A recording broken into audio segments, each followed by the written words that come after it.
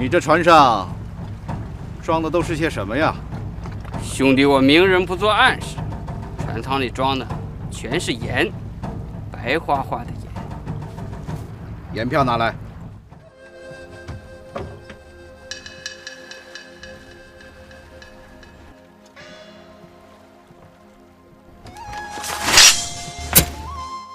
兄弟，我这回受托的可不是一般人呐，同盟会呀！弟兄们，抄家伙！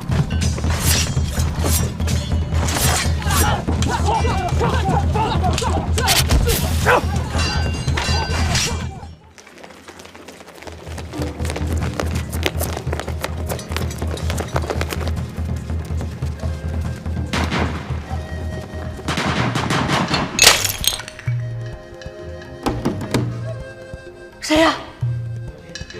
啊！没事。母亲，现在街上面正在抓乱党，就连淳王爷的门前都布满了探子。你见到你表舅了吗？没有，表舅在宫里面已经2天都没回府了。不过表舅托人捎信给父亲，说现在是政局纷争，两淮盐运使是朝廷上下都瞩目的，让父亲此时此刻千万不能出任何的差错。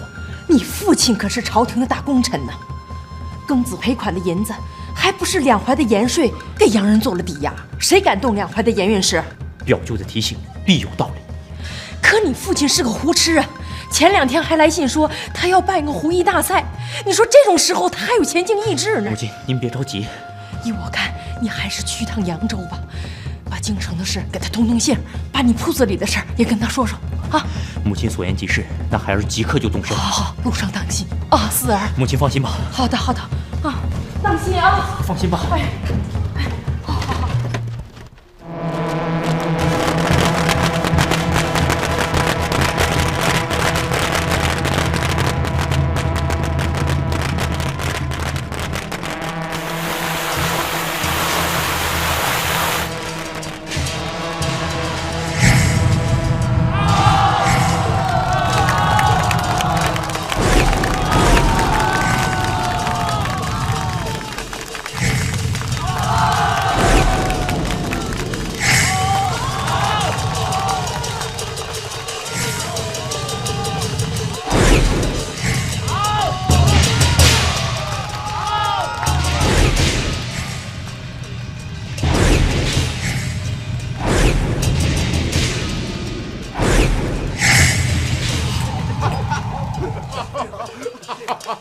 哎呀，我说向东大人，这都什么时辰了，怎么还不开会呀？哎呀，老爷子，您别着急，别急，哎，咱们就耐心的再等一会儿。哎，喝水，还等？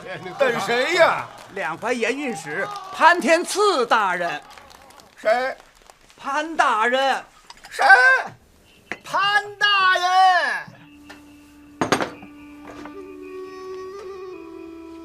蒋小二，哎，小的在。这些壶我都要了。至于说这把壶嘛，你要扔要摔，你自己看着办吧。哎，潘大人，您不喜欢这把壶啊？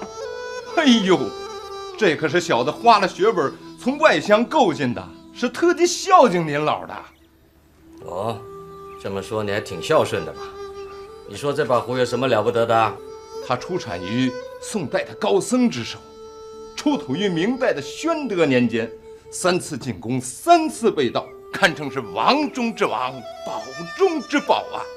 想当年，崇祯皇帝在眉山上吊的时候，那怀里揣的就是这把壶啊！这么说，这就是失传已久的阴阳太极壶喽？没错，这壶可金贵喽！你小子行啊！哎，不，蒋老板，我们潘大人不是好糊弄的。冯师爷，老天有眼看着呢，小民纵有天大的胆子，也不敢糊弄潘大人呢。我孝敬他老人家还来不及呢。说的比唱的还好听。莫非小民这次真的看走了眼？还请潘大人多多赐教啊！早了，该去湖王大赛了。李三，你在路上给他好好说说阴阳太极湖的神奇之处吧。知道了。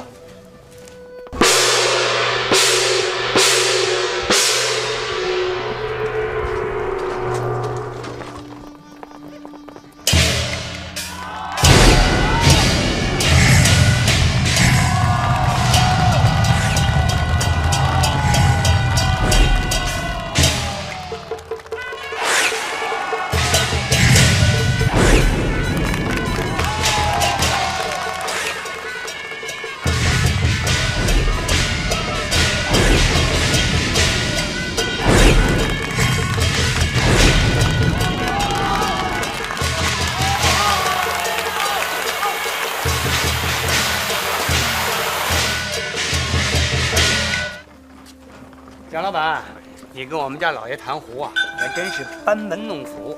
你那壶一亮相，他一眼就看出来了。哼，天下的名壶都能仿，唯独仿不了这阴阳太极壶。此话怎讲啊？告诉你吧，那壶啊不是一把，是一对拼成的，一半为阴，一半为阳。哼，你拿那破壶蒙我们家老爷，2年前你屁股上早挨板子了。好。可风光了！你还别说那狮子，那小狮子多好玩！哎，我可听说啊，这壶王大赛没有潘大人的首肯，这壶王是选不出来的。壶艺大赛选的是才艺壶品，任何人也不能一手遮天。话虽如此，可据说这壶王已经内定有主了。对，早就内定了。哎，你敢胡言？小人只是听说，信不信由你啊！对，我们听说。走。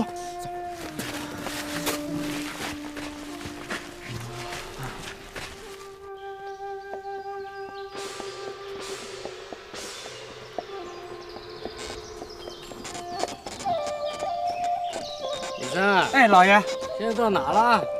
快了，前面就到了。蒋贵人，哎，小子在，你送我把假壶，我打你40大板，你服不服啊？服，小的心服口服啊。滑头。哎，潘大人来了！哎，有请，快！大人，哎。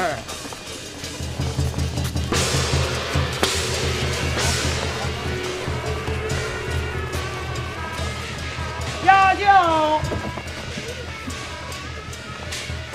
哎呦，潘大人，参谋为大内选礼器，这驿馆耽误了些时候，让各位久等了。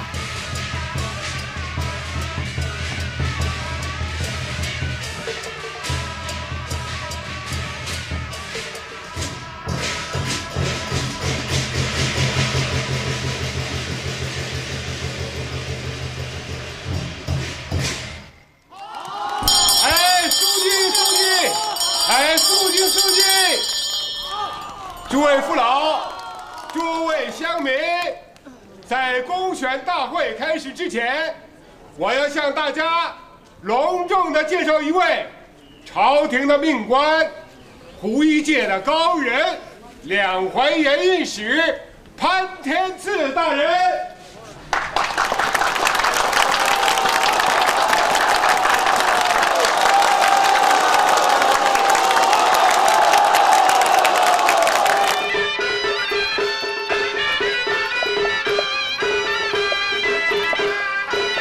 这第一件是花花大王徐先生制作的松竹梅三友壶。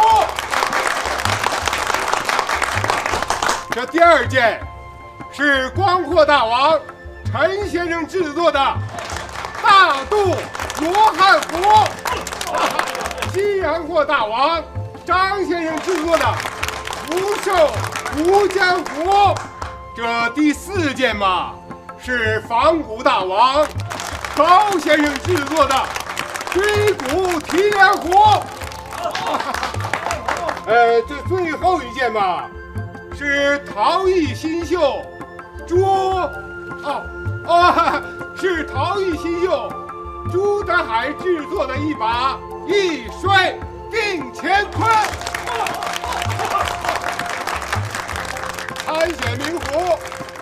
票完毕，下面最后一轮公选正式开始。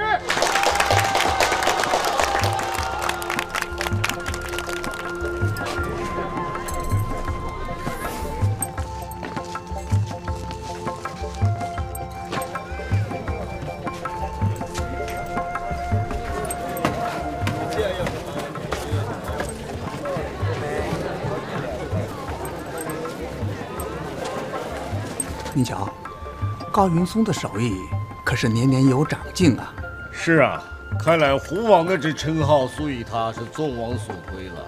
哎，你看看，那俩壶啊，圆溜溜的，像块石头啊，七倒八歪，简直不入流吧？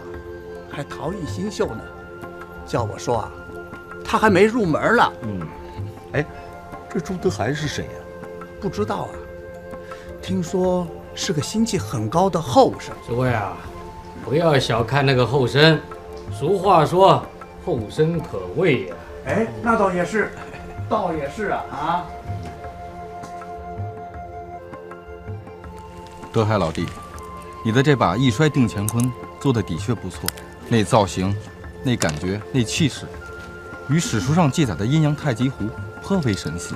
过奖过奖，小弟的壶哪能跟那种绝代名壶同日而语啊？德海老弟，你跟我说实话，你是不是见过那把壶？这怎么可能呢？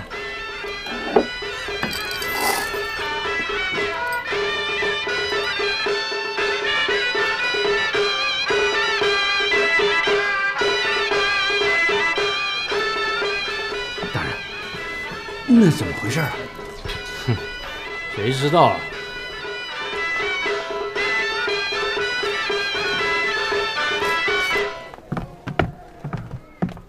金溪县主簿王安给潘大人请安。起来吧。谢大人。你们知县怎么没来啊？潘大人，这南方的乱党往咱们江浙一带的渗透是越来越厉害了。知县大人正忙于缉拿乱党，腾不出身呢。潘大人，下官听说京城两宫同时有恙，已经秘密下诏，选天下的名医星夜进京呢。哎，这等大事岂是你我能够讨论的？大人请原谅，下官只是一时的口误，还望大人开恩。你去办公务吧，切记祸从口出啊！谢大人。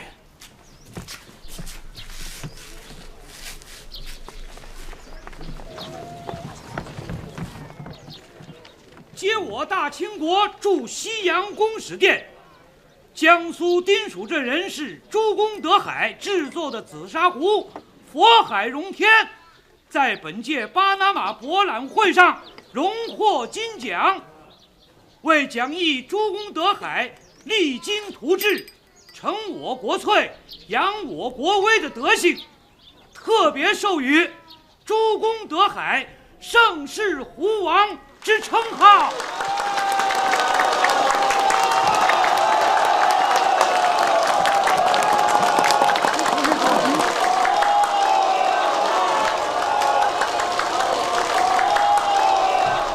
潘大人，让他们别数了，就这么定了。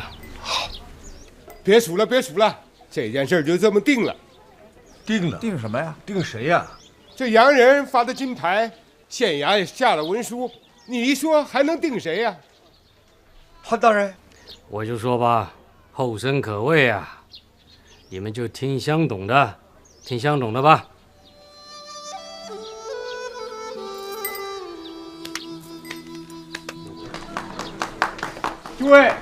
诸位，经过诸位乡绅的认真统计，其胜出者与县衙下放的嘉奖令十分巧合。本届壶王是一摔定乾坤的制作人朱德海。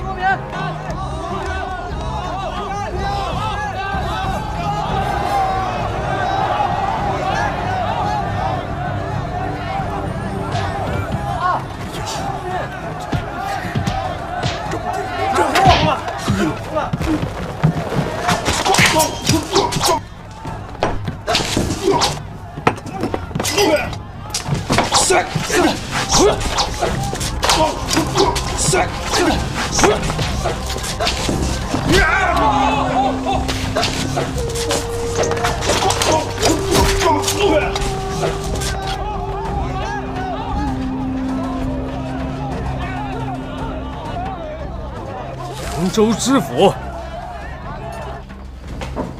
树欲静而风不止。扬州知府焦占之对您防范跟踪，您都到了移刑的地界了，他还不放过，简直欺人太甚。这小崽子胆大妄为，连我这个朝廷命官也敢差人侦探。老爷，你说他们是不是看好咱们的胡了？他不是为胡，他是为人呐。目前朝廷动荡不定，各路人马都在站位圈定。焦占之他是庆王府的人，他对两淮盐运御史这把交椅早就垂涎3尺了。对，老爷，冯师爷说的对，咱们今天杀了扬州知府的人，他焦大人肯定不会善罢甘休。兵来将挡，水来土屯。这萧占之，他休想坏了我的好事。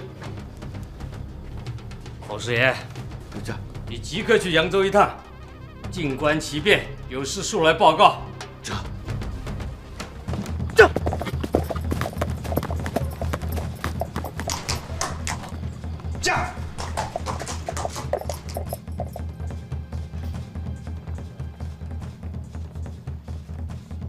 回焦大人，怎么回事？小的按照您的密令，一路跟踪两淮盐使潘天赐到了宜兴丁山，并没有见到他有勾结乱党之举，但见他四处寻访紫砂明壶。寻访明壶？啊，对，寻访一把叫阴阳太极的明壶，还举办了一个什么天下壶王大赛。跟我同去的王七本想趁乱替大人截下几把壶来，可是被横劈一刀，成了姓潘的刀下之鬼。什么？王七被劈死了？王七他死得好惨呐，死的时候连眼睛都没来得及闭上。好一个姓潘的啊！连扬州府的朝廷命官你都敢杀！行，你不仁，别怪我不义。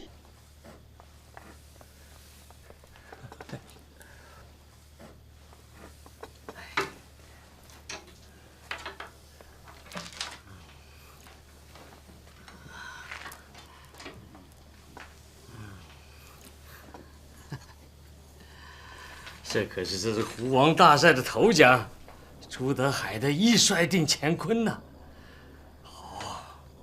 好啊！按照预先的约定，头奖的赏银由我们潘大人发，那么这批壶就应该归我们潘大人了吧？这什么这？舍不得怎么着？不敢不敢，只要潘大人喜欢，尽管留下，尽管留下。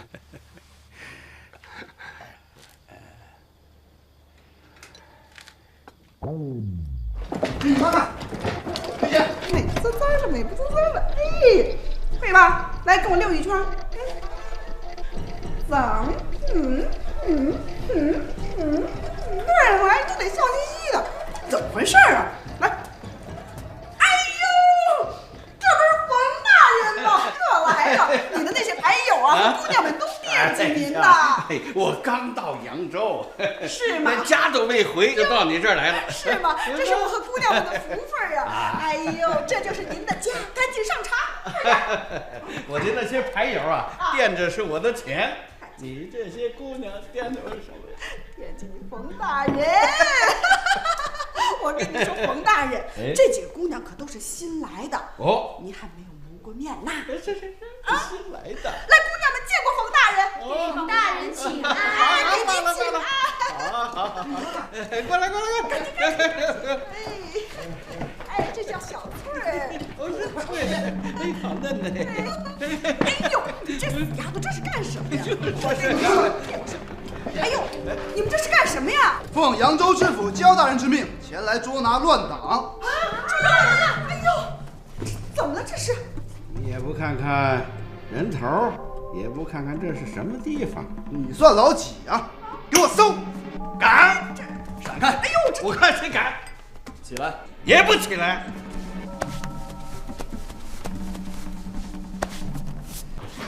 大人，搜这本书。开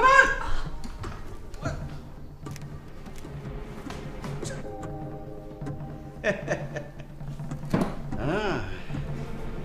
鄙人姓冯，两淮盐狱使潘天赐大人府上的师爷。抓的就是你，带走！我看谁敢！站着！你们反了你们！哎，这是怎么回事啊？哎，大人，大人！哎呦喂，大人！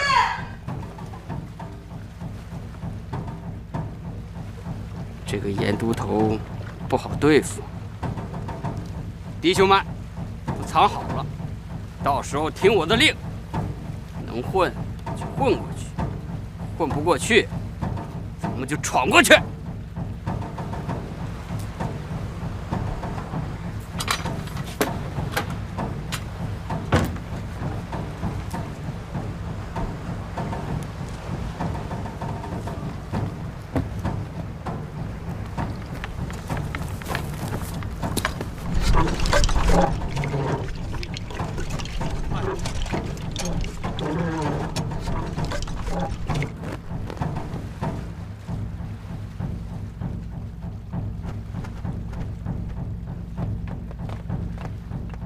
停船！靠边检查！快进船！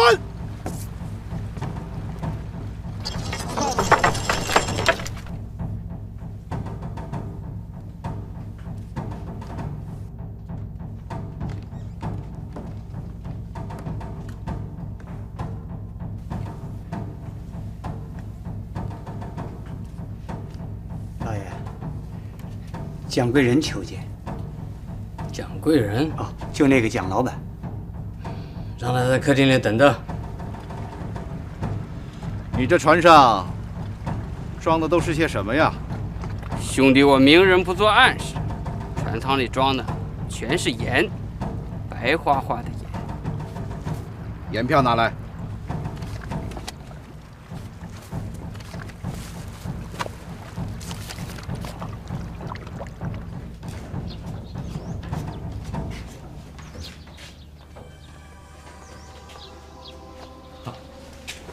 草民拜见潘大人。免了，免了，进来吧。哎，李三，这怎么回事？哎，这是草民带的。这2天公选虎王大会总算忙完了，草民这次来带了一些泥胚糊。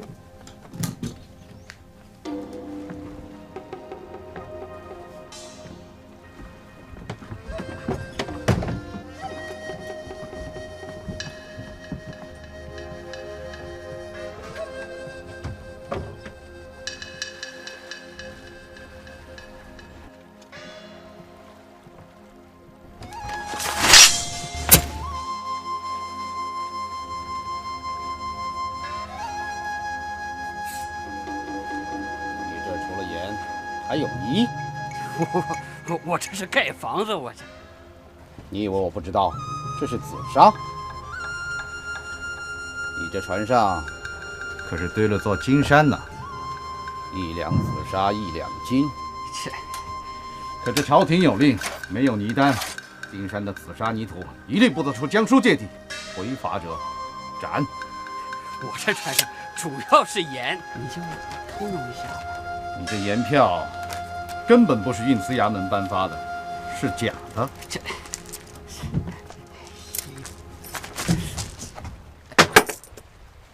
没有泥丹和盐票，一律不得放行。草民这次带的这些壶，都是朝廷特定做的，说是要漂洋过海卖给洋人。您是不是先过过目？也好，我先看一看吧。您请。兄弟，我这回受托的可不是一般人呐，同盟会呀！弟兄们，抽家伙！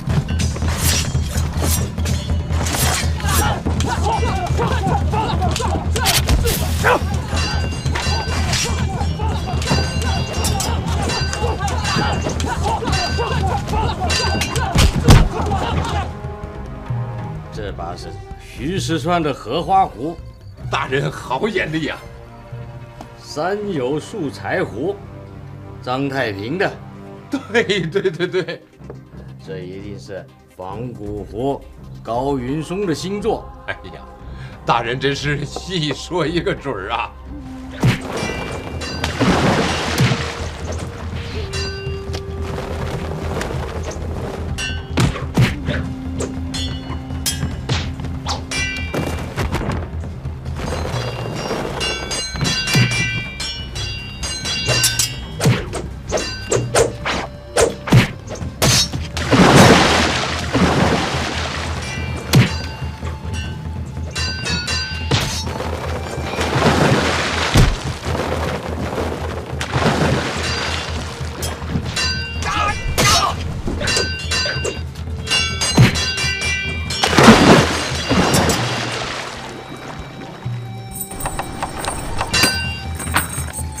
开船，直奔瓜州。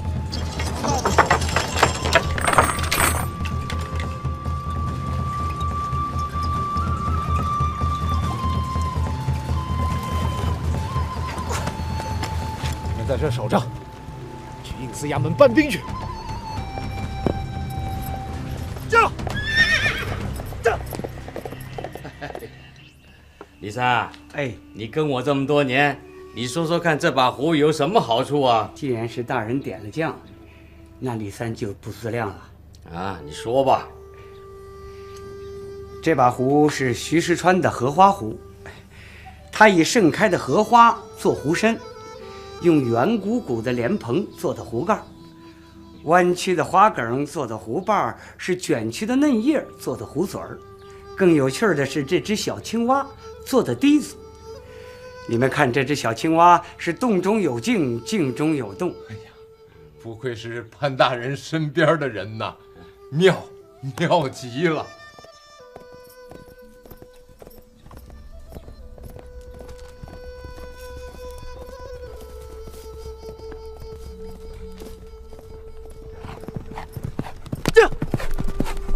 你再说说这把啊，老爷，这把高云松的仿古壶真是气质轩昂，做工精细。他高云松也算仿古界的高人。对极了。哎，怎么没有新壶王朱德海的作品啊？他是新人，壶也少，正在收集。这些壶都不错。可说是壶中的极品啊！那就请大人赏个脸，给这壶提个名吧。哎，老夫岂能如此自不量力啊！哎呀，像大人您这样有身份、有才学，又懂壶艺的高人，在咱大清国找不出第二人呐。您给这些艺人题字，那是抬举他们。好了，你不可以如此说，这些人可都是壶艺界的高人呐。大人要不赏小人这个脸，我就跪您脚下不起来了。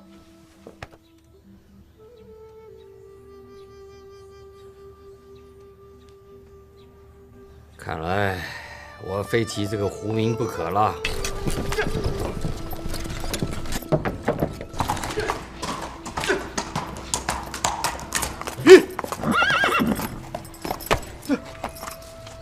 哎，严都头。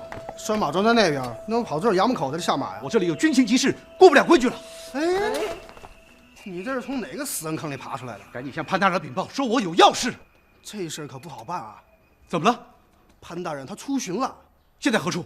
潘大人他现在在丁山。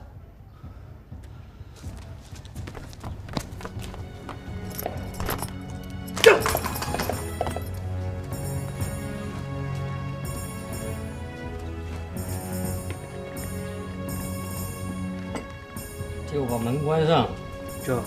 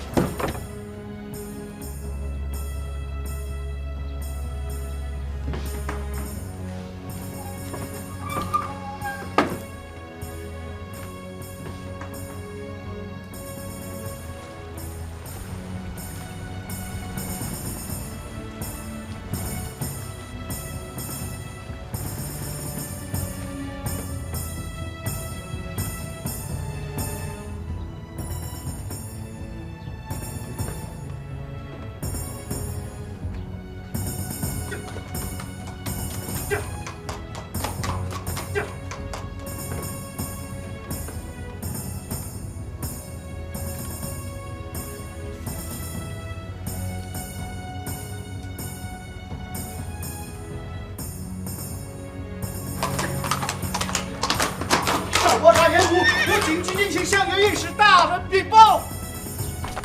哎，干什么？干什么？我有军情急事向大人禀报。我们大人现在正给皇上写奏折呢，任何人不准打扰。这有帮严萧子闯关渡卡，大开杀戒，少伯札失手。你说什么？少伯札失手了啊！大人已经吩咐过，任何人不准打扰他。这，你要是抓住了严萧子，扣下走私船，大人一听一高兴，没准啊赦你无罪。你说你现在是来报丧的，你现在叫我去禀报大人，你这不叫我自讨没趣自讨苦吃啊？可我这是人命关天的大事啊！哎呦，衙门口里无小事儿，谁来了都说是大事儿。哎呀，大哥，小弟刚刚遭了劫难，带了一些碎银子。哎呀，行了，你把这银子收回去啊！我看你呀也真是不容易。这么着，你在这儿等着，我这就去禀报大人啊！多谢大哥。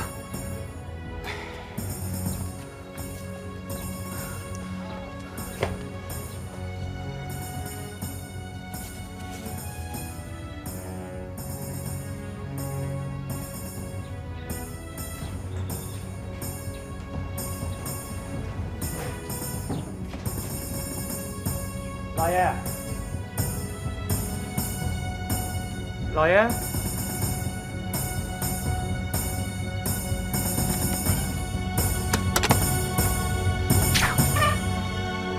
哎，老爷，您这是？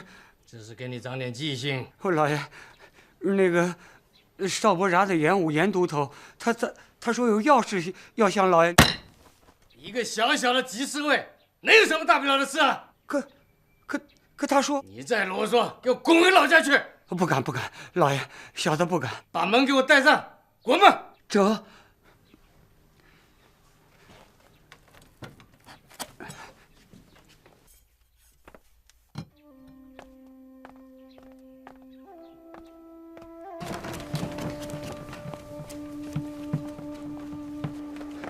李大哥，潘大人他怎么说了？你离我远点，别跟我套近乎。怎么了，李大哥？为了你的事儿，我差点把小命都丢了。你走吧。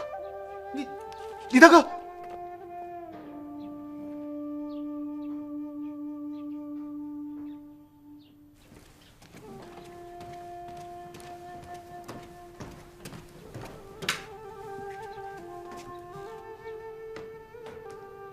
老爷，我把饭给您放到这儿了。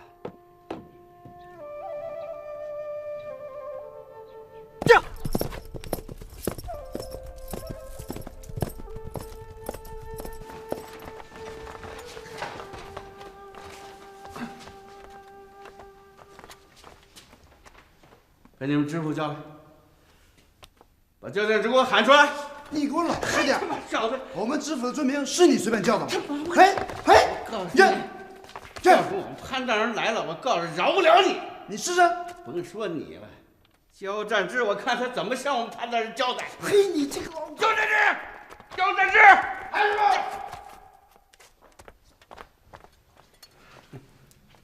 哼。潘大人可也是大清朝的官吏，也要遵守大清朝的律法。更何况，你不过是潘家的一条狗，你还是条吃里扒外、负债累累、有要案在身的疯狗。侵犯冯贼！你吃喝嫖赌，借钱不还，走私鸦片，勾结乱党，铁证如山，你可认罪？欲加之罪，何患无辞？焦大人，你整治小人，别有隐情吧？你是说，本官加害于你喽？你如果惦着潘大人那壶，我去替你美言。如果你跟潘大人有什么过节，本官明镜高悬，秉公办案，洞察秋毫。这些借据的手印儿可是你的？啊？这就是5年间你在扬州城茶楼酒肆、饭庄妓院欠下的几百两银子。你嗜烟入命，贩卖烟土，这就是从你的轿子里搜出来的鸦片。凭这个，我就能定你个死罪。再者，你勾结乱党、藏匿、谋反的文章，数罪并罚，本官可以杀你1回、2回、3回，你还有什么话好说？我冤枉了，我要见潘大人。潘大人还在丁山赏他的壶呢。江都一带被歹人连闯2关，现在恐怕已经进了长江了。这样的渎职之罪，朝廷会不闻不问？你们家的潘大人难逃其责。潘大人，等潘天赐回到扬州，你的尸首早就凉了。来人！叫他让小人命，叫他让小人命啊！让小人命啊！叫小人命！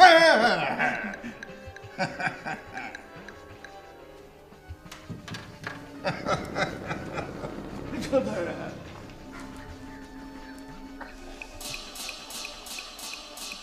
来人！要赵大人，赵给冯师爷松绑啊！是。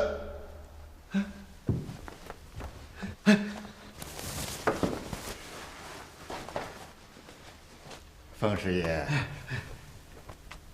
你可真是个聪明人。焦某人对冯师爷的才智，那早已是敬佩有加。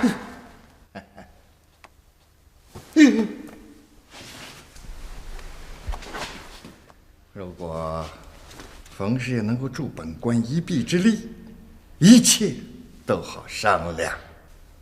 啊，焦大人，你让小子干什么呀？不忙，请坐。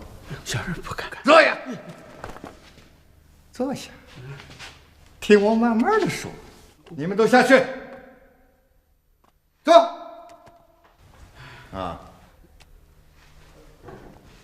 你看这，把冯师爷的这些借据，你去把它烧了。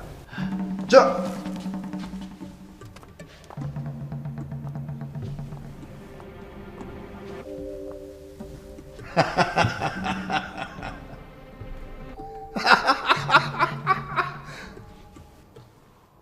小食冷泉留早味，好，子泥新品泛春华，妙啊！潘大人将宋人梅尧臣的这首诗句用到了这里，那可真是恰到好处，韵味无穷啊！见笑，见笑了。可清心也，清心也可，心也可清，也可清心。好，潘大人这首回文诗，言简意赅，妙合天成啊！还有那么一点雅趣吧？哎，简直是妙趣横生啊！这点润笔不成敬意，请大人笑纳。你这是干嘛呀？你留着自己喝茶吧。哎，这怎么好意思呢？这样吧，这张银票就算我这个没出息的小学弟送给四公子的。难得啊，你还记得小犬？哎，四公子与我儿同岁啊。我老实跟你说吧，我之所以答应替你提这些壶名，是因为我喜欢这些紫砂壶啊，我喜欢这些由山东的泥土捏成的玩意儿。那是啊，一寸紫砂一寸金嘛。好了，你就把这个收回去吧。啊，对了，那个阴阳太极湖的下落，你要替我去仔细的打听哦。好的，好的，一定。李三，送客。这。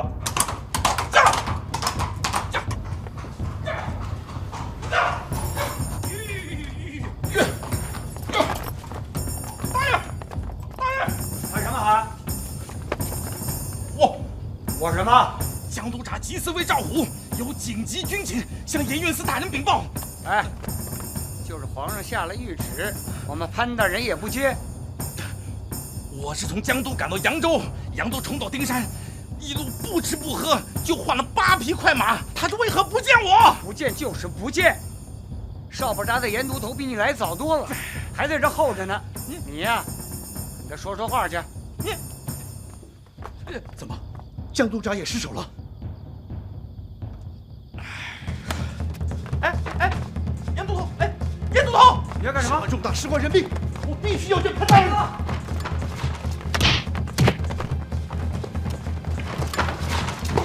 好你个严武，少爷，少爷！何人如此大胆？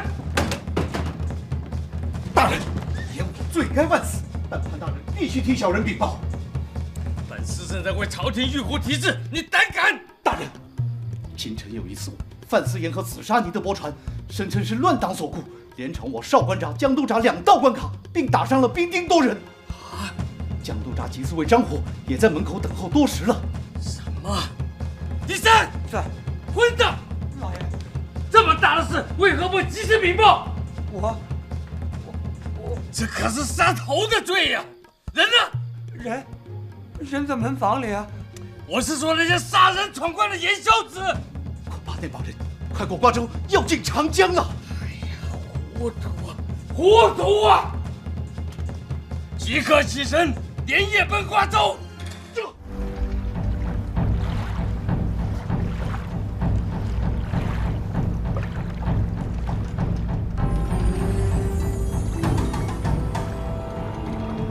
过了瓜州就是长江，进了长江，天王老子也奈何不了我。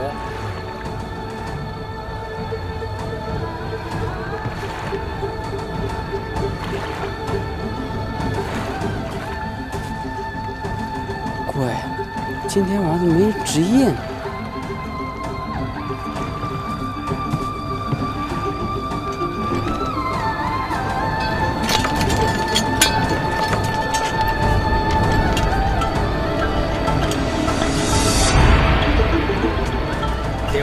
会疏而不漏，看你们往哪跑！收网！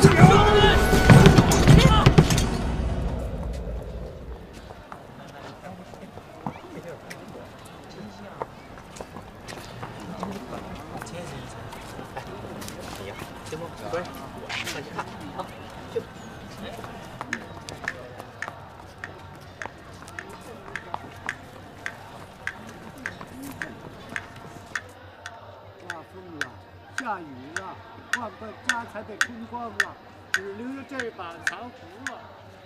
刮风了，下雨了，过路的君子你别走啊！我等你等了有半辈子喽。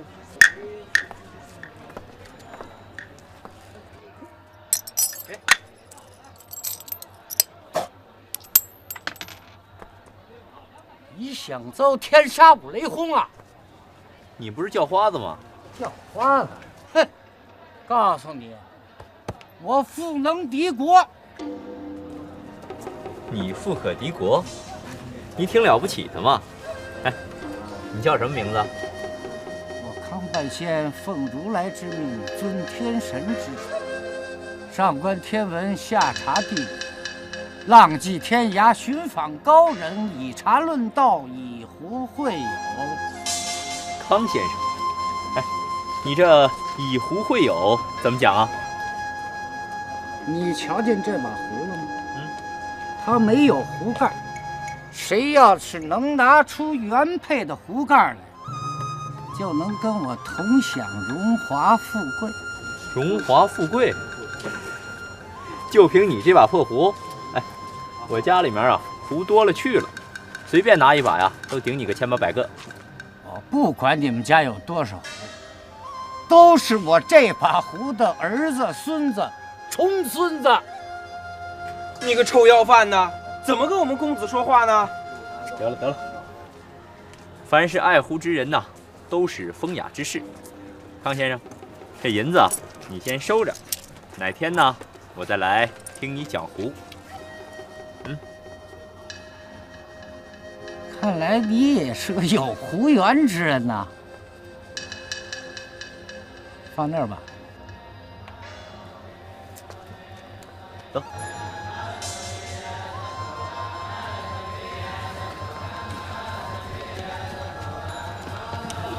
你这人干什么？什么干什么了？干什么了你？人多呀，我又不是故意挤你的，你没看见这么多人，那么凶干什么你？看见呀，挤呀！你别走呀你！你放开我！干什么？耶，手怎么拿着了？看看。你这个无赖！我就无赖了，怎么样吧？我就摸你了，我还娶你呢！哎，光天化日之下，你在这欺负人，还有没有王法？你他妈是哪个坑的你？关你屁事儿！她是你媳妇儿还是你妈？你把嘴巴给我放干净点，跟谁说话呢？跟你说话呢，对不对？不服我还打你呢！哎呦，弟兄们上！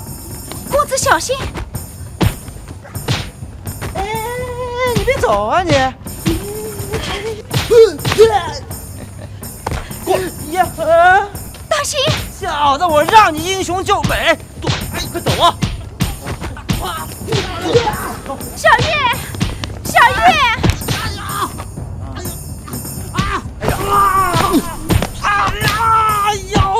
大爷饶命！大爷饶命！大爷饶命！饶命啊！饶命！现在知道哪个山上出老虎了吧？小子有眼不识泰山，冲撞了大爷，请大爷大人不计小人过，放了我啊！放了你，你还得为非作歹，把他给我绑起来！大爷，大爷饶命！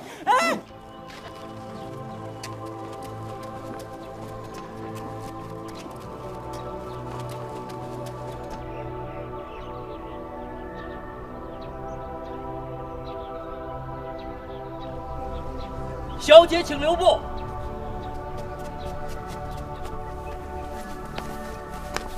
小姐，请留步。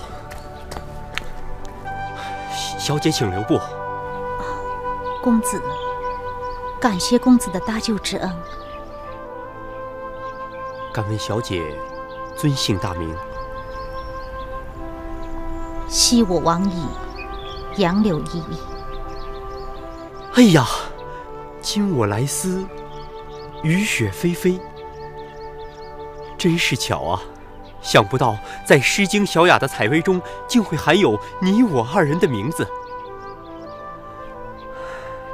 小姐不是姓杨，就是姓柳。这依依嘛，就是杨柳轻拂的意思，也就是柳叶飘动。你是去，我是来。你是杨柳，我是雨雪。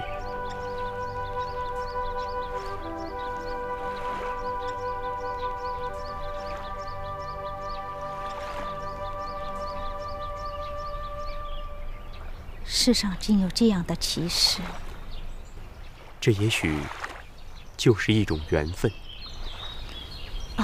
公子，小女子有急事先行一步，望公子佑之。小姐请留步。敢问小姐是哪个深宅豪府的千金？难道只有生宅豪府才出千金吗？在下没别的意思，就是想护送小姐一程。小女子不敢再烦劳公子了。小月，走吧。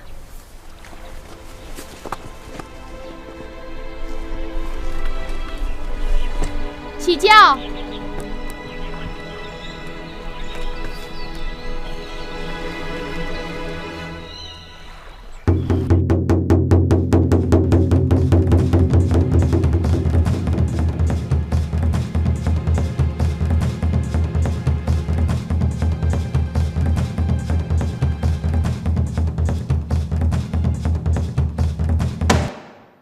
升堂。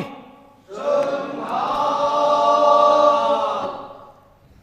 来犯报上真实姓名，姓不改姓，坐不改名，无锡李二奎，大胆！李二奎，你盗卖私盐净土，连闯我邵博江都两闸，打伤我数名官兵，该当何罪？要杀要剐随你的便，还问个什么？好，你认得好。本司在问你，两江乃附属之地。干什么营生不能过活？你为何要勾结乱党，助纣为虐，颠覆我大清的基业？如今革命党人烽火遍地，我李二奎虽不是革命党，但贩运私盐、自杀是匡扶正义事业。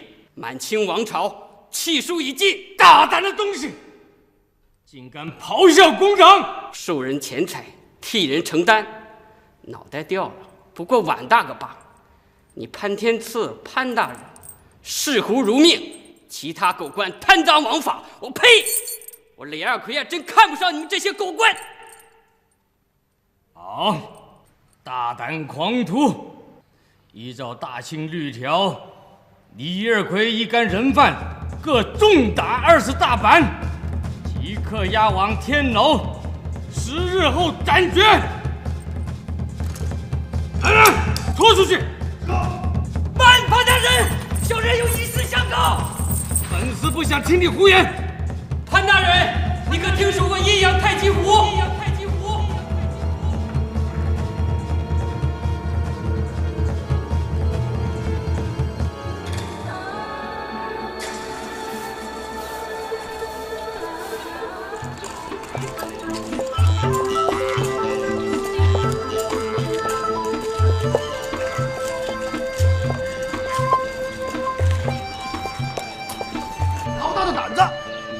什么？你是何人？竟敢在运司衙门前放肆撒野！瞎了你们的狗眼！敢问我是谁？李三儿，李三儿，你给我滚出来！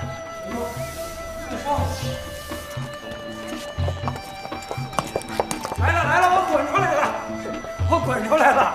四少爷，您回来了，我滚出来了，我这就滚出来了。四少爷，你这是滚吗？我让你滚出来！你滚一个给他们看看，让他们知道什么是滚，什么才是跑。少爷，我这就给你滚，请四公子下马。好了，起来吧，啊！小人有主，给四公子起来了。好了，都起来吧。我父亲呢？带我去见他。正升堂呢，忙着呢。哦，我还给你带过来几个人，看看去吧。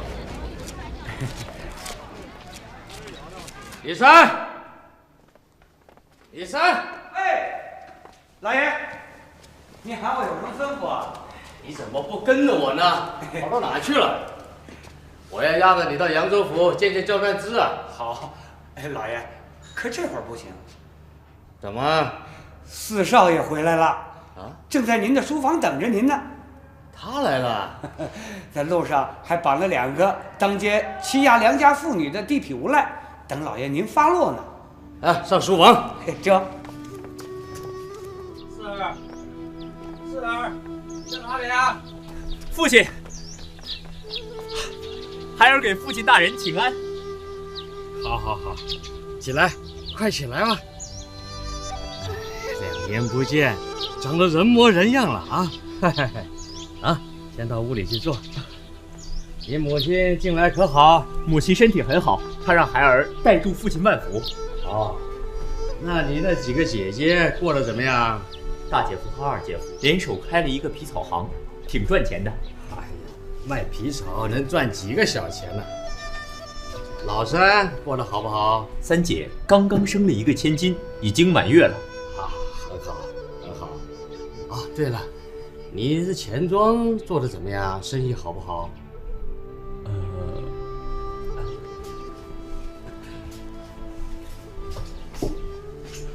父亲，孩儿这次风餐露宿，日夜兼程赶来看您，这第一是要说宫里面的事儿，第二就是说钱庄的事儿。啊，钱庄怎么了？如今的京城是民心浮动，市面萧条，朝纲不振，而且盗贼四起。开春之时，孩儿本来想将钱庄闭门谢市，将钱物妥善的转移，可是就在上月的初8，有一群蒙面盗贼潜入钱庄，将钱庄洗劫一空了。哦，有这样的事？孩儿所言句句是真，不敢有半点隐瞒。那你报官了没有？孩儿本想报官，可是据孩儿暗查，这些蒙面盗贼和直隶的高官有些扯不清的关系，所以孩儿就不敢乱惹是非了。在这京城里都官匪不分，朝将不朝，国将不国啊！这钱庄被劫，孩儿是自认倒霉，可这钱庄里面还有别人的股份。国运衰微啊，乱象环生，这也怪不得你啊。父亲，孩儿听说您刚破了一个大案，将乱党的几个严贩子绳之以法，孩儿在这为您道喜了。这有什么好道喜的？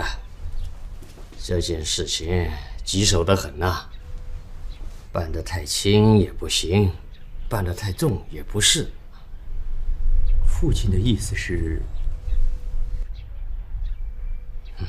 我是说啊，现在世道多变，人心惶惶，咱们也不能死抱着个官印，把事情做绝，要想法子为自己留个后路啊。父亲，孩儿来的时候听宫里面的人说，小心隔墙有耳，你到花园去说。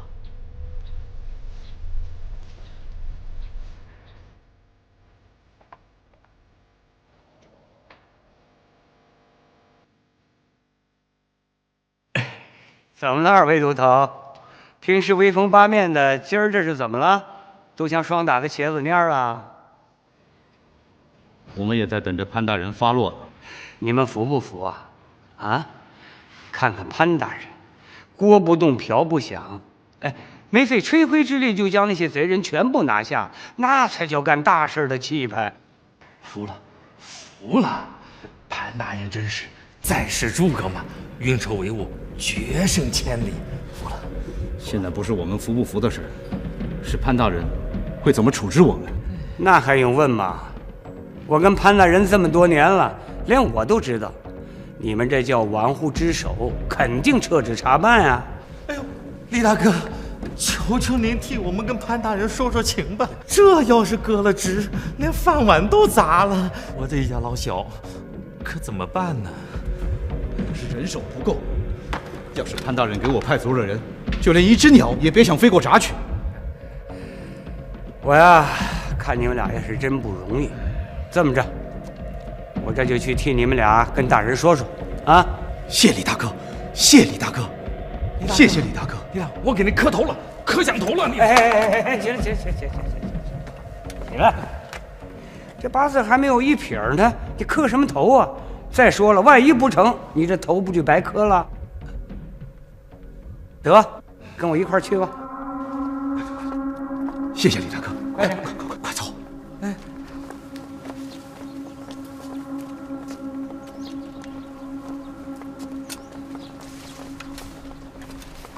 入秋以后，太后的身体一直都欠安，服了好些药，也不见什么起色。听人说，现在宫里唱台戏，她连一出都停不下来。是什么病，知道吗？打听不出来。一提到这事儿啊，那些公公都跟哑巴似的。那皇上呢？皇上的病也是一天比一天重，现在就连走路都得有人扶着。我还听说呀，庆王爷要跟袁世凯联手活动，要让庆王爷的儿子入继大统。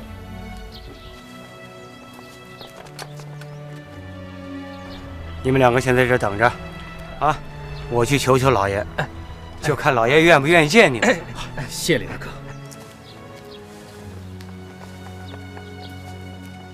大舅让我给您带话，说此时此刻千万不能出任何事情，庆王爷的人都盯着您的位置呢。我还听说，扬州的知府焦赞之就是庆王府的人。是啊，为父现在的一举一动都在他们的监视之下。郡王正入职军机，权力越来越大，他对陈王府线上的人盯得死死的。为父现在对朝廷宫中的一切有了期盼，反而对胡毅的严口大大的超过了对政务的关注啊！老爷，司空司，有什么事吗？老爷，严武他们要见您老人家，要向您请罪呢。请什么罪啊？让他们解甲归田去。老爷，您说的极是，可小的斗胆说一句，严武他们跟随老爷，忠于职守，尽心尽职。老爷，您就网开一面，就饶了他们这回吧。你这小子，收了他们什么好处啊？净替他们说行开脱。老爷，您这么说，小的可就冤枉死了。父亲，孩儿说一句，您就得饶人处且饶人，饶了他们吧。你们这两个程咬金，是要我徇情枉法？言吧，常言道，人无完人，金无足赤。我就饶了他们这回。多谢老爷，多谢老爷。严武，你们俩还不赶紧过来？来了！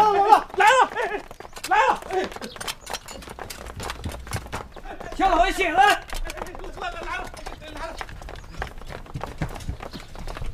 多谢大人开恩，小的今后定当为大人尽效犬马之劳。好了，起来，起来呀！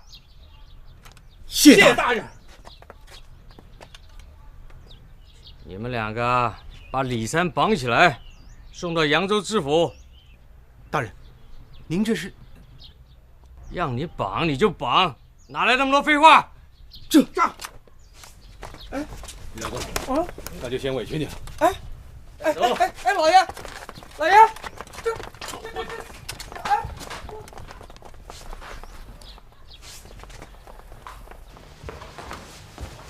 看来凌云寺的人已在门口。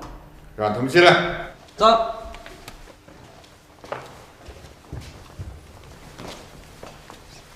参见焦大人。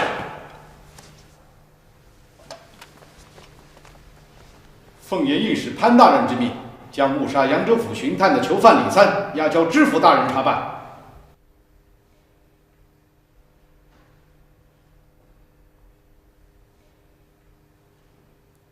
李三，你是潘大人的心腹之人，既然说是误杀，那本府也不能误判，否则岂不是藐视王法，也被天下人耻笑？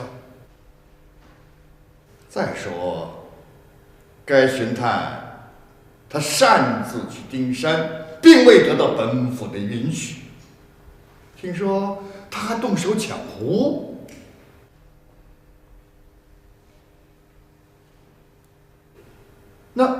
那不是罪有应得吗？这样吧，李三，你请回吧，请回。多谢知府大人。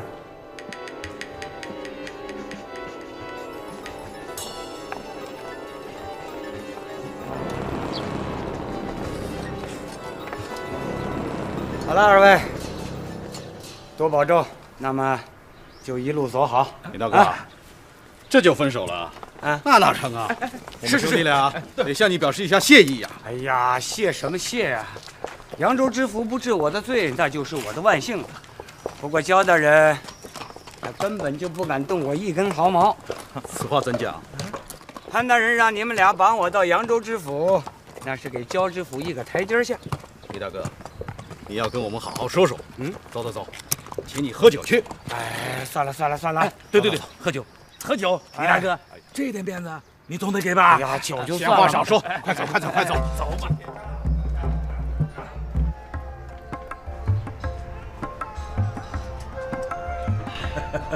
干！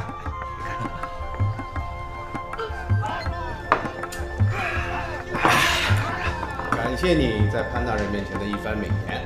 来，干！哎，来，干了，干了，干了！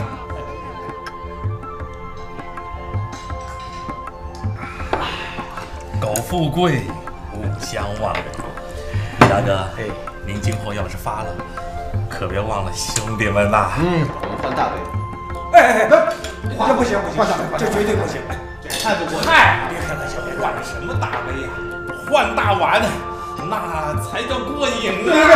换大碗，换大碗。焦大人亲自登潘府，肯定有要事。他潘大人派人把他家奴李三儿绑到我扬州府，什么意思？啊？我倒想亲自会会这个老滑头，探探他究竟耍什么把戏，顺便看看他从丁山拿回什么好壶。嗨，他那是围魏打赵，声东击西。此话怎讲？我们潘大人手里有一块唐三玉，那几个乱党要犯如何处置，他伤透脑筋了。那还不好办呐！按照大清的条律，该关的关，该杀的杀。哎呀，那就不是潘天赐了，他想的比这复杂的多。特别是那匪首，大喊出阴阳太极湖，他就坐不住了。阴阳太极湖？怎么，让匪首知道阴阳太极湖的下落？您去问潘大人好了。不是你说，哎，焦大人，您在这里稍后，容我进去通报一声啊。稍后啊。哎，大哥，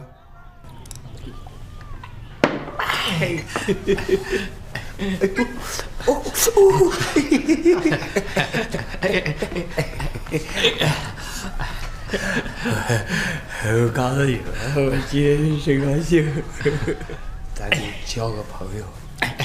一人掏点心窝子。你有什么话你就说吧，我们早就是朋友了。别看我在衙门里头人不够大，其实我在潘大人眼里是条狗。哪里？你这么说，他们把我绑了，不就给绑了吗？既然咱都是朋友了，我今儿就告诉你们个秘密。啊？什么秘密？这不说了，不说了。李大哥，您这就不够朋友了吧？我要是说了，你们给捅出去，我下面就没了。嗨，李大哥，你帮了我们俩的忙，我们怎么会害你呢？就是嘛！快说！填补这个亏空，你还需要多少银两啊？这个，你就如实的讲吧。孩儿是怕父亲为难，你说吧，怎么也得个3万5万的吧？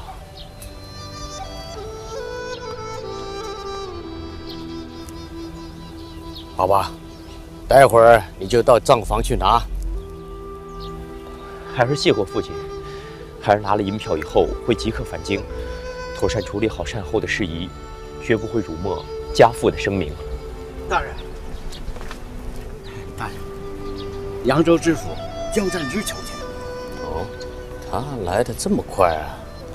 大人，你知道他要来啊？你让他到客厅里去等着。哎，这。父亲，您还有课，那我先走了。不，你跟我来去会会他。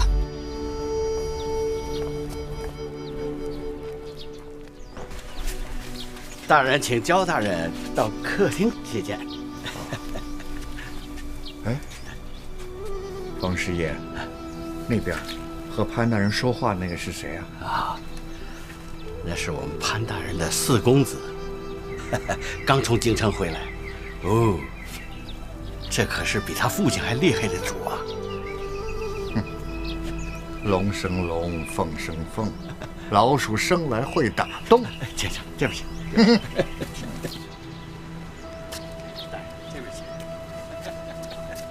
焦大人到。焦大人，大驾光临，让潘府蓬荜生辉呀！哎呀，客气客气。本人造访，一是想告诉潘大人，本府巡探之事，不必放在心上；二是想来看看潘大人新收的宝壶；三是敬请潘大人赏光啊，到本府一聚。谢啊，请里面坐。请。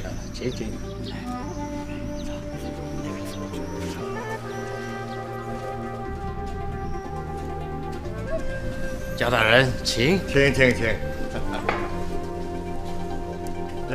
这是潘公子吧？焦大人，一表人才啊！焦大人认识我？焦大人神通广大，还有什么事情是他不知道的？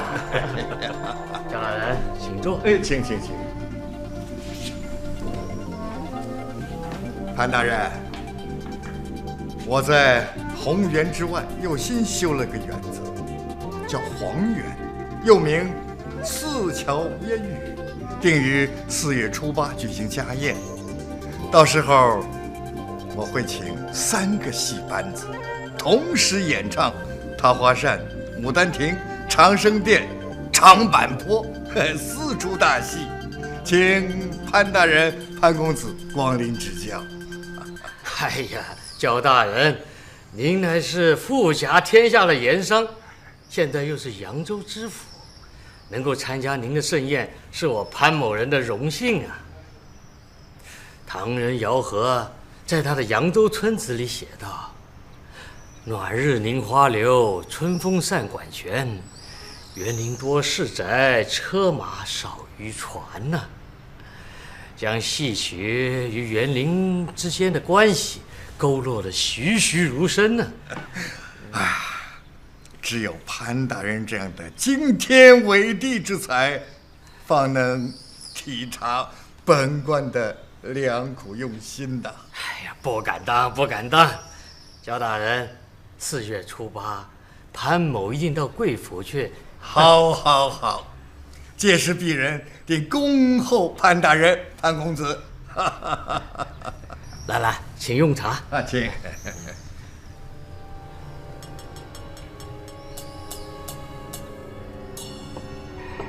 不过，潘大人，能否让鄙人先看一看你新收的阴阳太极壶？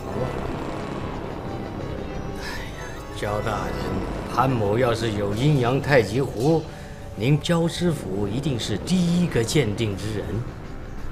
不过，潘某最近的确是收了几把好壶，您要不要看一看呢？当然。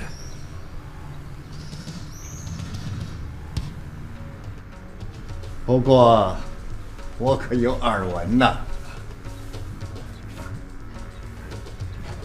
有人在大堂之上大喊，要献出阴阳太极壶，确有此事。不过焦知府有所不知啊，那是匪首为了要本司免他一死所编造出来的谎言，不可妄信。焦知府，你对我盐运史司的事倒是小葱拌豆腐一清二楚啊。道听途说，道听途说。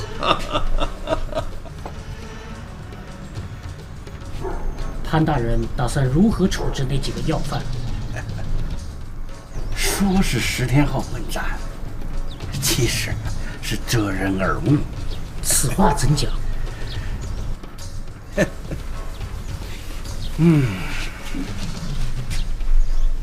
在大堂之上，告诉潘大人的云阳太湖的消息。潘大人就免了他20大板啊！晚上这把人就要给放了。那不是打了20大板，关进死牢了吗？是。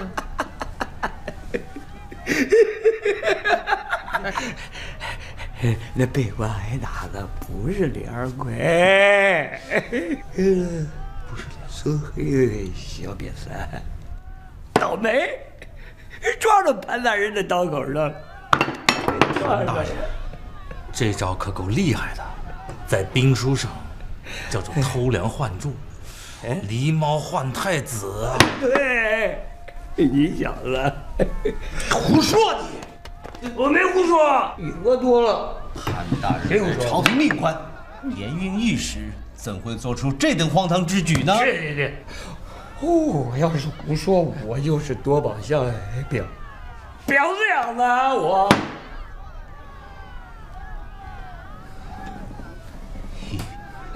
我没说啊，我今天可什么都没说啊。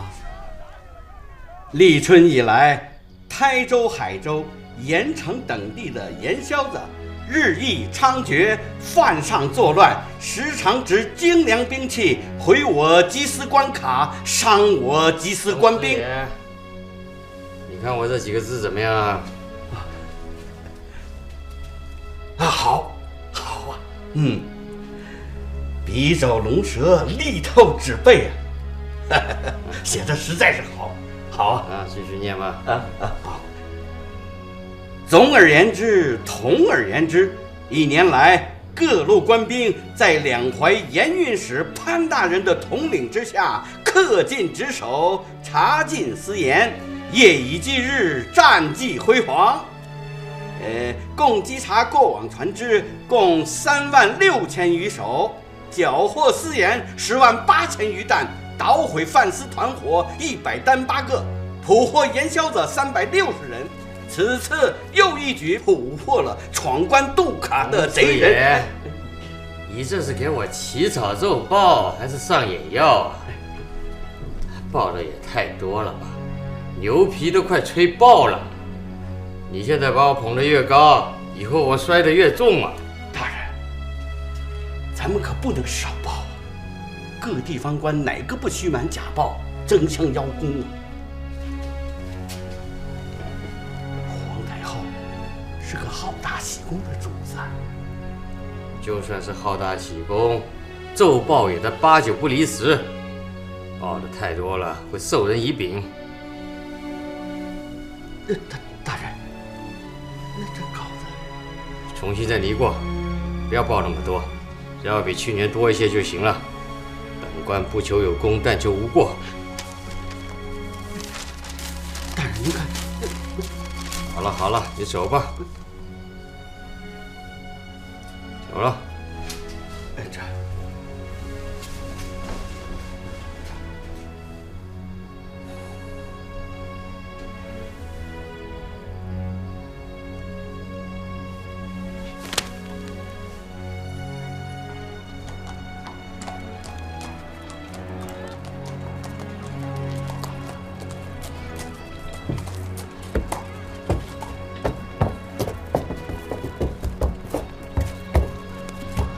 严兄，我们都上马走吧。你先走吧，兄弟我还有点事要办。严兄，兄弟劝你几句，这年头，明哲保身为妙，多一事不如少一事啊。你走你的阳关道，我走我的独木桥，你走吧。多多保重。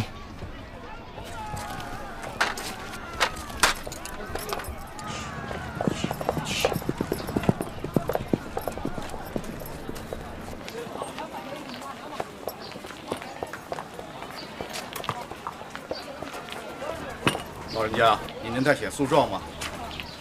写状子，告仇人，此乃老夫的看家手艺。不知君爷为了何事，你状告何人呢？我要告个昏官。哦。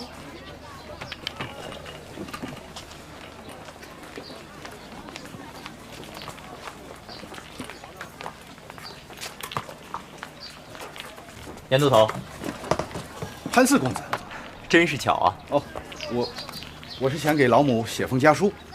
你可真是个孝子。不过有句话，我想多个嘴。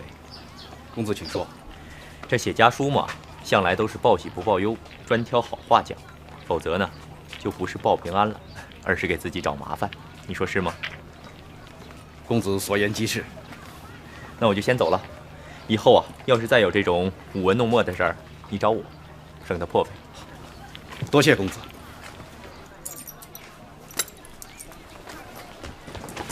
君爷，这状子您还写吗？老人家，你容我再想想。好，再想想。好。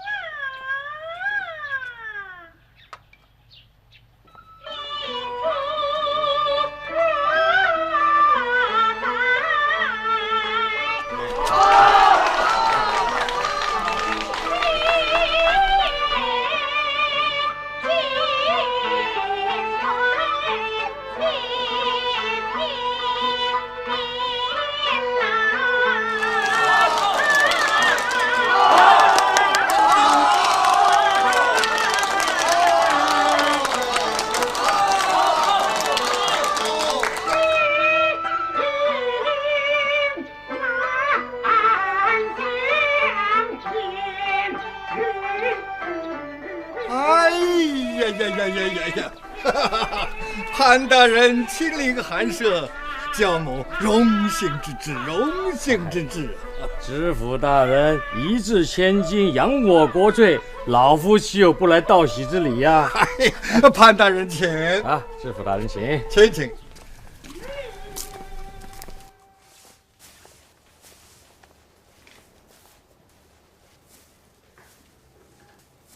站住！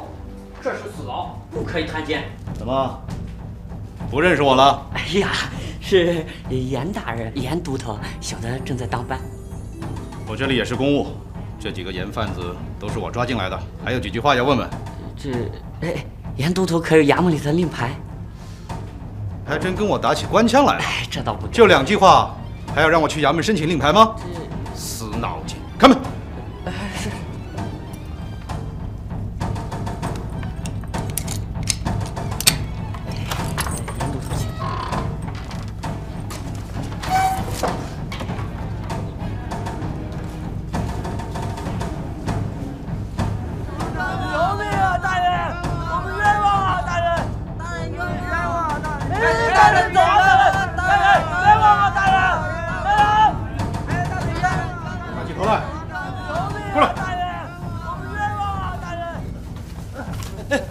大人，冤枉！大人，饶命！饶命！饶命！大人，冤枉啊！大人，我们兄弟们什么都干，他就是不犯于私言和那个自杀你。饶命啊！大人，住嘴！第二鬼呢？这小的也不知道。哎，大人，别走啊！大人，饶命啊！大人，别走啊！潘大人，请入席听戏吧。哎呀，这头把椅，老夫怎么敢坐啊？哎，瞧您说的，您是朝廷特派的盐运御史啊，您不坐，谁敢坐啊？那老夫就恭敬不如从命了。哎，钱老板，我听下面人说，你去年的税银还没交齐呀？潘大人，一切都准备好了。哦，那就好。潘大人，请您鉴赏一下这把银龙戏诸胡，如何？我看这倒像是一把阴阳太极壶啊！哈哈哈！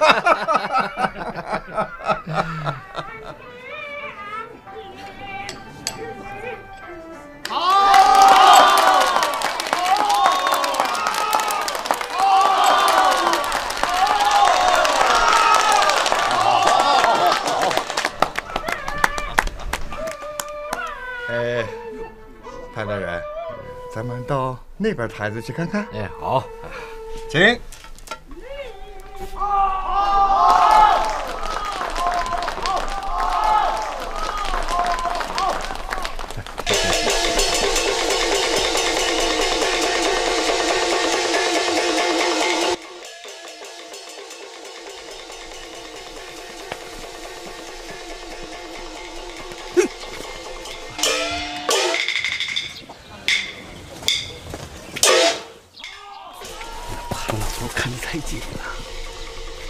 我问你，你跟徐管家说的那事可属实？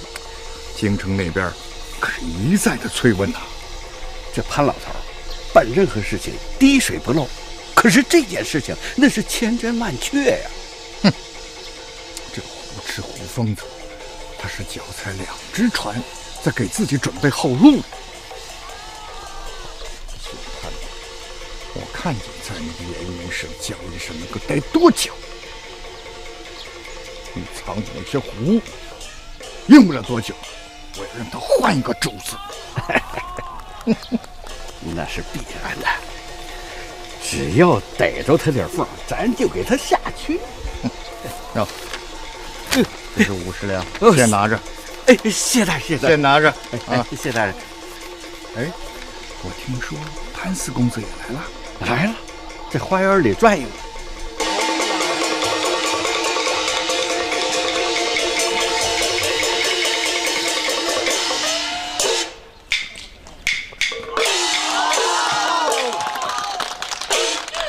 这人怎么样？小潘天赐一个，精着呢。黄口小子总比老家伙好对付，你在他身上多使点劲儿啊！他有什么嗜好？一个书虫，潘老爷子望子成龙，想让他入仕途，可是现在科举废除了，这不从京城到扬州来了。哼，别看他意气风发，风流倜傥，凡人之欲，他亦难免。哎，你不是对多宝巷很熟吗？啊，带着他到那地方多走走，顺便也可以打听一下子口风。在下明白了。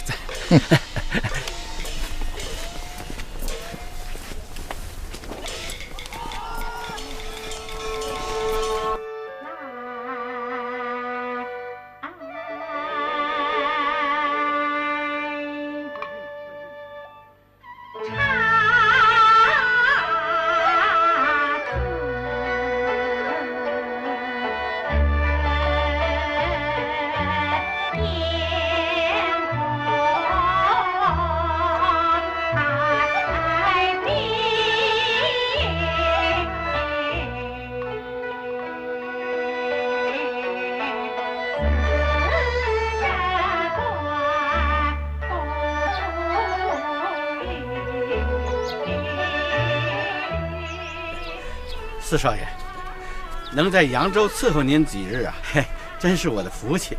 你这话说的就生分了。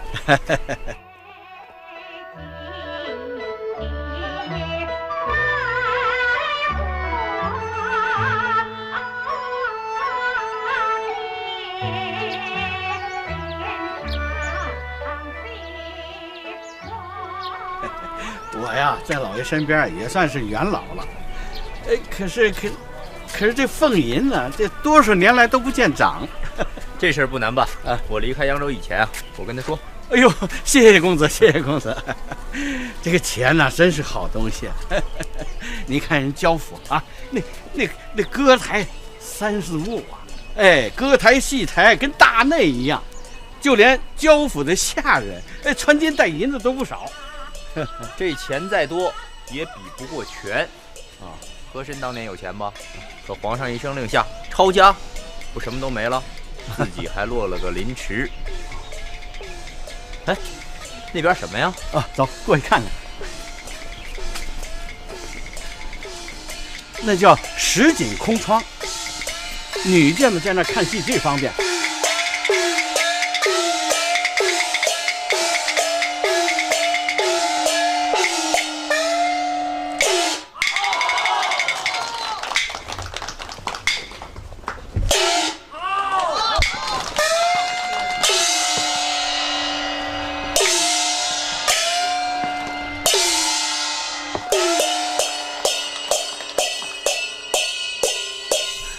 要是在这里看戏，真是挺有意思的。这扬州啊，就是好。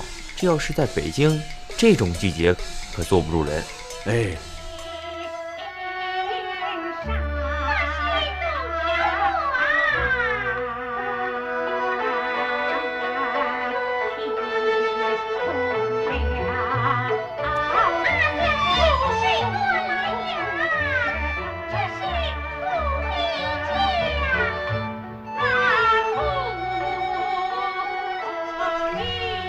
淮阳之地竟有如此晶莹剔透的女子。扬州市历来啊青楼林立，千家养女先交娶，10里种花算种田呐。好，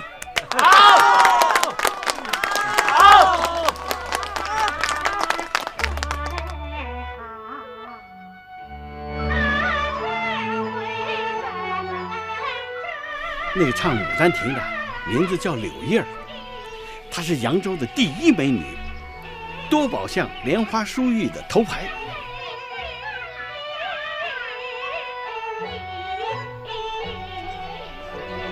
昔我往矣，杨柳依依。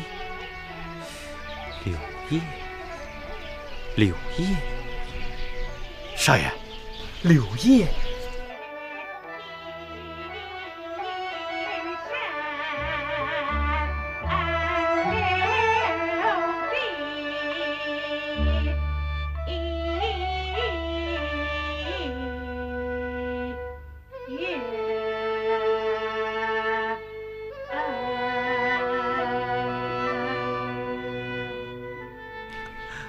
好，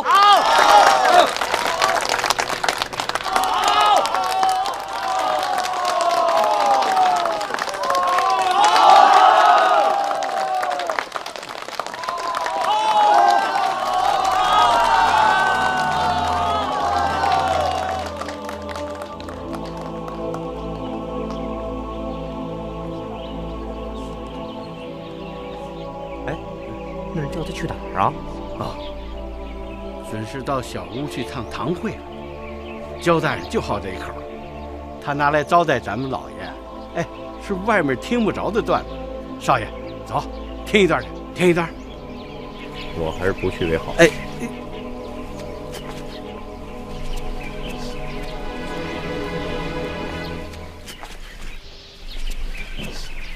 刘小姐，这上面坐的是潘大人，这位是焦大人。拜见潘大人，拜见焦大人。柳叶姑娘，潘大人是本府的贵客，你给潘大人唱一段外间听不到的，如何？不知潘大人要听什么曲子啊？今天大家高兴，那就来段尽兴的。柳小姐就来一段18摸吧。由小二姐入洞房开始，那就唱段18摸吧啊！回大人的话，小女不敢从命，也不会此曲。嘿，出类拔萃的名伶，竟会有不会的戏文？此类淫词秽曲，奴婢没有学过。你是既不卖身，也不卖艺喽？奴婢跟多宝巷有约，卖艺不卖身。点你一个曲子，就是让你卖身吗？回大人的话，奴婢自幼学曲，学的都是点子雅曲。大人点的段子，奴婢确实没有学过。放肆！这个臭戏子，竟敢在本府面前摆谱！点什么唱什么，哪来那么多废话？回大人的话，奴婢确实不会此曲，请大人另请高明。你是给脸不要脸啊！来人，这押起来！把这贱人给我带下去！慢点，萧大人，今天是贵府喜庆的日子，你又何苦跟一个女伶过不去啊？她不会，就不要勉强她了。更何况我对那个什么摸也不感兴趣。我看这个小女子长得还可人呢。这样吧，你把她就送到我府上去，让她给我唱一段《长生殿》。《长生殿》你总会吧？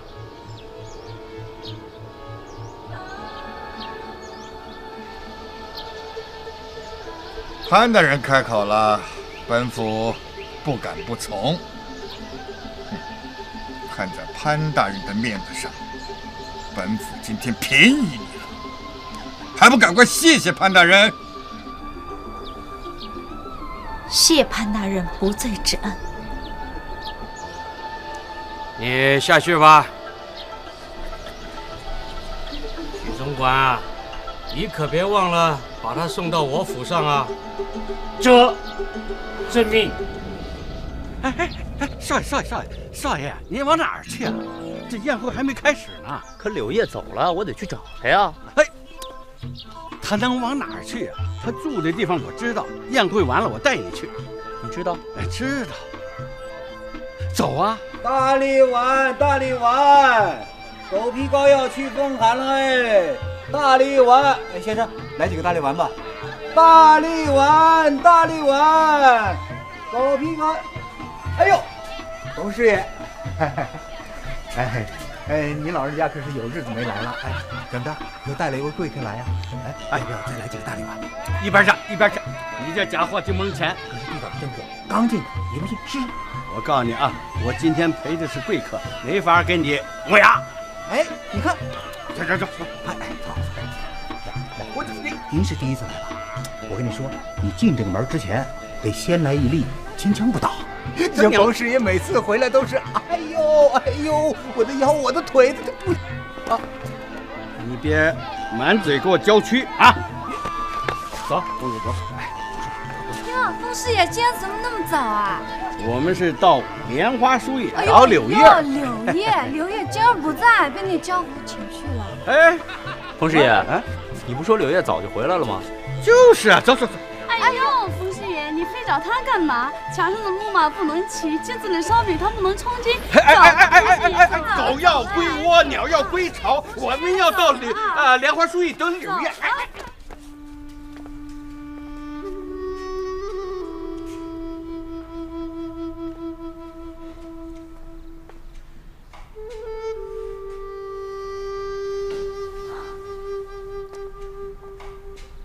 潘大人，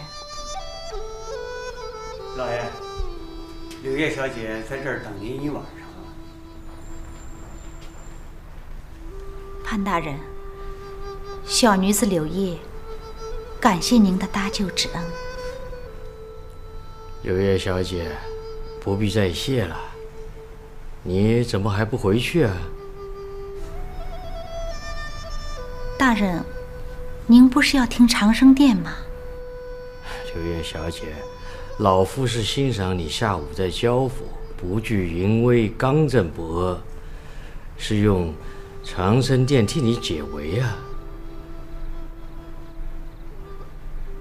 今日已晚，你先回去吧，改日再聆听您的美曲。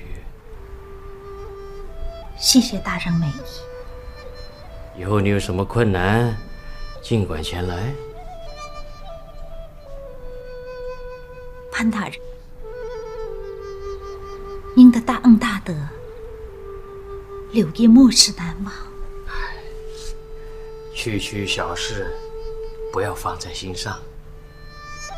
李三，是，带我送客。是，老爷。啊，柳叶小姐，请。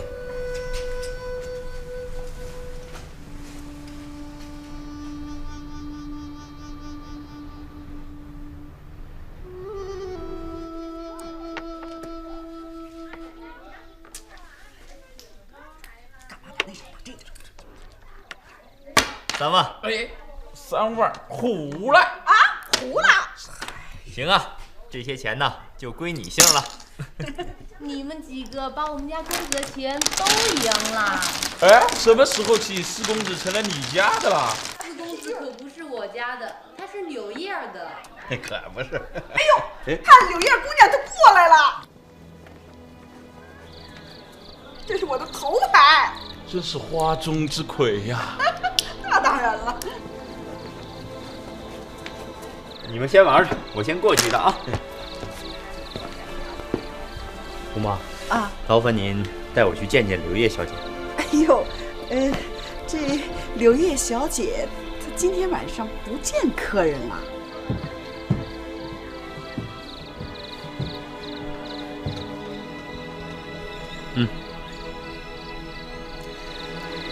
您就说呀，是今我来思，雨雪霏霏要见她。哦，行，那跟我来这边。今我来思，霏霏雨雪是吧？今我来思，雨雪霏霏。